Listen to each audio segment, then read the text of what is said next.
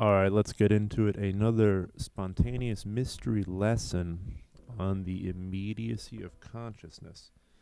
And so, what should we talk about today?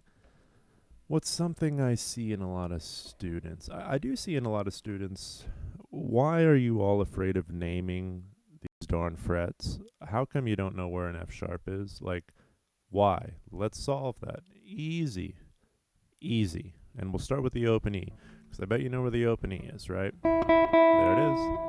Lovely, lovely string, lovely note, lovely sound. As I adjust myself here, okay, not wearing any underwear.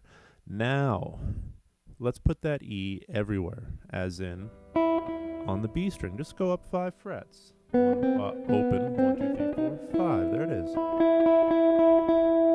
On the next string, from that 5th fret, on the G string, go up 4 frets. Pardon me. Is it 4 frets? Is it 5 frets? 5, 6, 7, 8. Let's rephrase. Go up to the 9th fret. You have open, 5, 9, because of tuning. What does that mean? Because of tuning. Open, 5, 9. Where to now? 14. On the D string. Where to now? Right? You tell me. Way up there on the A string, right? And we can't really go any further, or can we? We can. Oh my gosh, I just got notified, which means this isn't on airplane mode, which means uh-oh. Uh-oh. Now, where to next? The harmonic of the E string. Do you see that? Do you see that I just played the same note, this note? I played that. In how many ways was that? 1, 2, 3, 4, 5. Whoops. 6. How about 7? How about 8? We're good. There's even more, but they're a little more involved. That's 8 ways to play a single note, all with different texture, timbre, touch, and tone. How lovely is that? It is lovely. Okay, so this is the quagmire of this instrument, is that it can do that you can do that. Okay, so we just did it with E. Do it with F. Notice this long diagonal that I'm tracing across the neck, right? F, F, F, F, F. Of course, eventually we're going to run out of room on that A string. That's fine. That's fine. Let's do F sharp. I mentioned F sharp. And that's it for this A string. I'm going to run out of frets, right? So if I go up to G,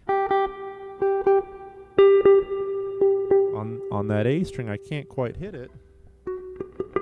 Right, so I'd have to, what would I do? I would just octave reduce and play the 5th fret of D, or the 10th fret rather. Pardon me. Oh Lord, I'm lost. 10th fret of A, look at that. See, I'm even mad at myself, didn't know where the G was. And then the 15th fret of E.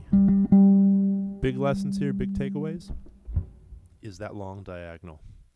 That is how notes repeat themselves on this thing. And I'm not talking octaves, I'm talking unisons, right? This move. Right.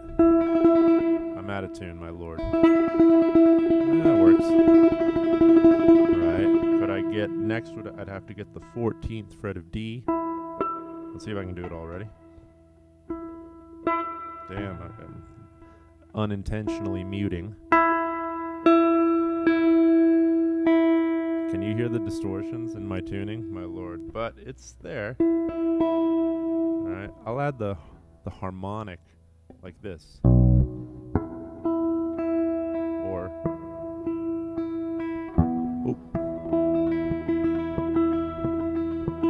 E-town, I'll add the low E.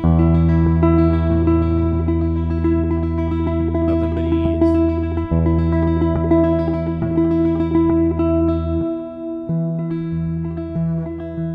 Okay, so we need to do this with every note. And I would just go up the E string and do this. And of course, once you get into higher notes like A, missed it, A. When I get to the A string, come to the 12th fret, or the open string.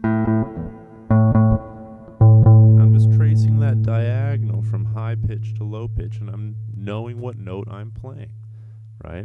So I guess, yeah, we're talking about knowing the names of the notes on the here fretboard, what we're trying to do. So another route is just learn the C major scale. And I don't mean learn it by, I can play it.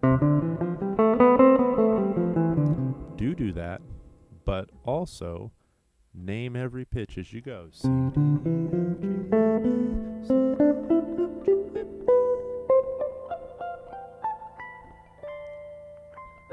Name the notes as you go, and that way you're learning the natural notes, right? You're learning the white keys of the piano all over the fretboard, and you do it on one string, C, D, E, F, G, A, B, C, or here, C, D, E, F, G, A, B, C, and you just have to do your due diligence, name the note as you go, do some cognitive place-holding, name-making work while the fingers are moving, okay? And once you've done that, then forget about it. Then just play. Maybe play with whatever. Right, I'm not thinking E here. I'm just playing with it. That, you know, the harmonic mechanism, if you will, that's on this instrument. Right, also remember, on the piano, you can't really do something like this. I mean, you sort of can with on a single note, but notice if you're getting a change in timbre and texture with the different strings. If you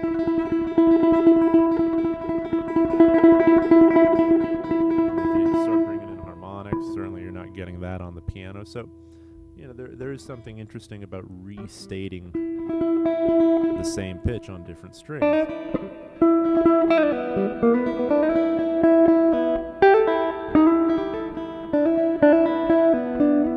Could write a whole little guitar etude about that, right?